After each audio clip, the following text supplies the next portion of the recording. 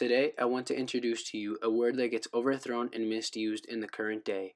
Because of this ideology, nations were able to prosper and accumulate large amounts of wealth. This idea is very controversial, and for the good reasons. Many topics surrounding this concept are the topics of fairness and ethics. Many of these topics are relevant today, as they were back in history, but I am not here to persuade or argue anything. I am simply going to provide the history of capitalism and how it has impacted us today. The capitalist system that we have today comes with many triumphs and tragedies. First of all, I will provide the definition of capitalism. According to the Merriam-Webster's definition, it is an economic system characterized by private or corporate ownership of capital goods and the distribution of goods that are determined mainly by competition in a free market. Capitalism is the concept that the means of production/capital in a nation is controlled by private hands, as in us, the people. The production has the incentive of mainly profit, but this concept is fairly new, taking into account how long feudalism lasted. To begin with context, capitalism rose with the fall of feudalism/manorialism.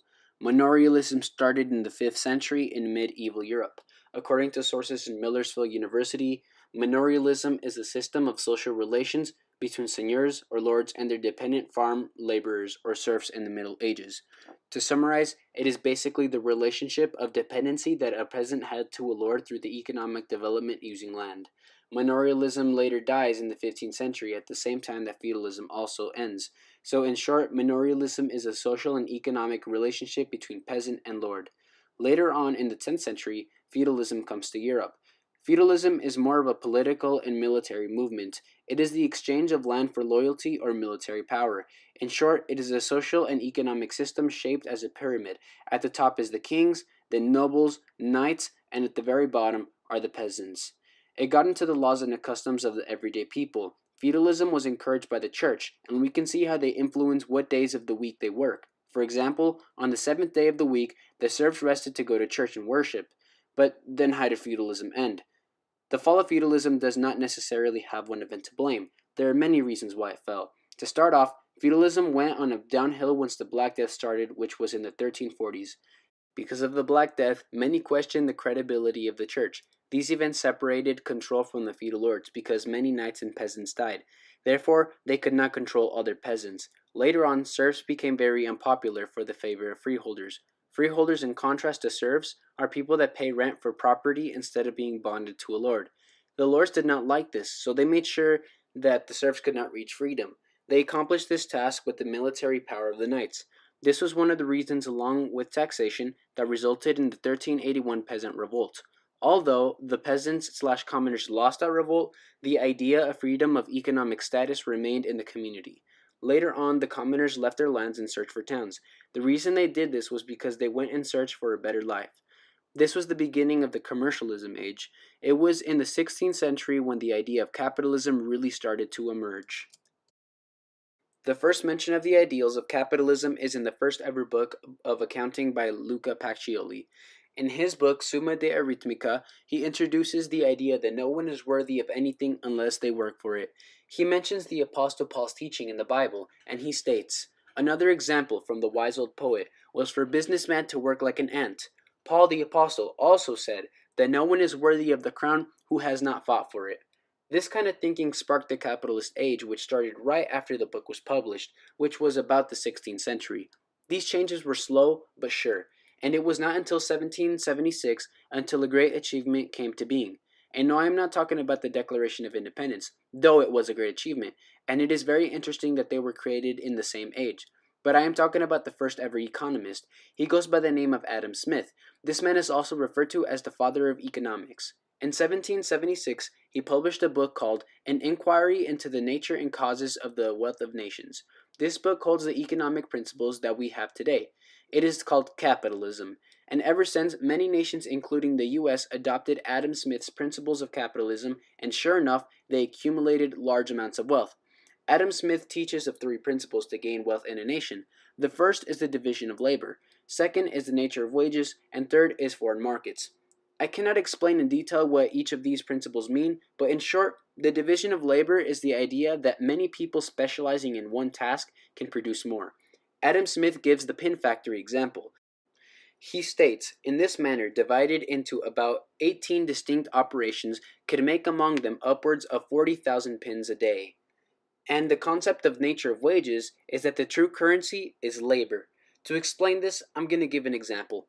Pretend that before the division of labor, it took 1 hour to make one pencil. And it also took 1 hour to make one water bottle. In the marketplace, these would be traded as equals because they both took 1 hour to make. Now pretend after the division of labor, 10 pencils can be produced in 1 hour. And for the water bottles, the division of labor helped them make 2 water bottles in 1 hour. This would mean that it now takes 5 pencils to get one water bottle. This seems like the trade just got more expensive, but in reality, it is not, because before it took 1 hour to make one pencil, and in return you get one water bottle. But now you're able to acquire an entire water bottle for half the time it used to take. And the same benefit goes on the side with the water bottles. It takes half the time to acquire a pencil or a water bottle. And this is what Adam Smith explained in Book 1, Chapter 8 of The Wages of Labor. Now, lastly, he explains how the markets, through competition, will have the motivation to improve in time because of the demand of consumers. But with the government intervening in business, they lose motivation to innovate their products. Smith states this in Book 1, Chapter 10.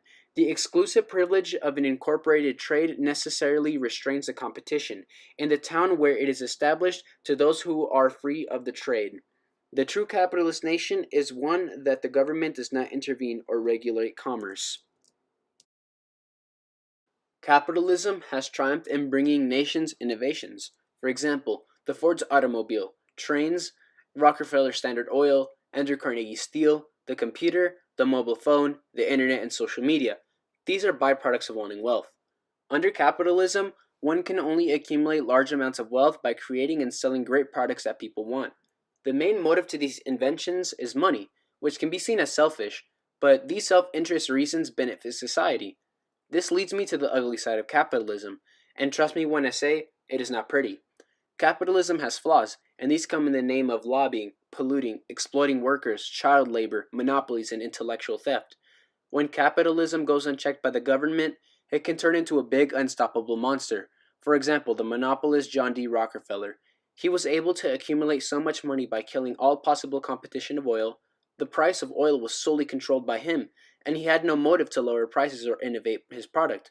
Luckily, the government broke down his monopoly, and later he was obligated to break up into many companies. Capitalism also encouraged child labor during the Industrial Revolution.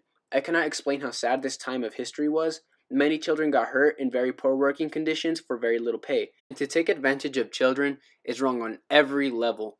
During the Industrial Revolution, many authors critique capitalism through stories, and this can be seen in how a lot of authors start writing genres of individualism, absurdism, and magical realism.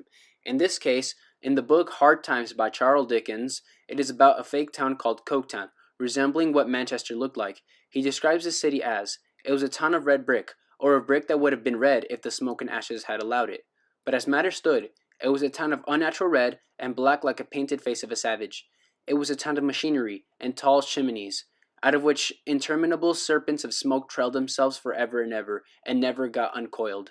With commerce growing in cities, one can see the effects of how business can destroy the beauty of nature with the use of fossil fuels. Many authors also critique capitalism. For example, Karl Marx in his book Communist Manifesto, and also On to This Last by John Ruskin. Many question the morality of capitalism because how can it be that a starving homeless man can look across the street into a store full of food? And how can it be that there are so many cars being manufactured, yet many don't have one? Capitalism can closely be related to the greed of money, and I can see where this claim comes from. Capitalism also created another problem, and that is the destruction of our environment. The increase of materialism comes with a downside. Where does all the unwanted products go? Well, of course, to the landfills and the oceans. Many also claim that capitalism isn't to blame for all of this, and that it is the individuals that make these decisions. This is why many believe it is appropriate to regulate business. This can be seen in labor unions, minimum wage laws, and environmental taxes.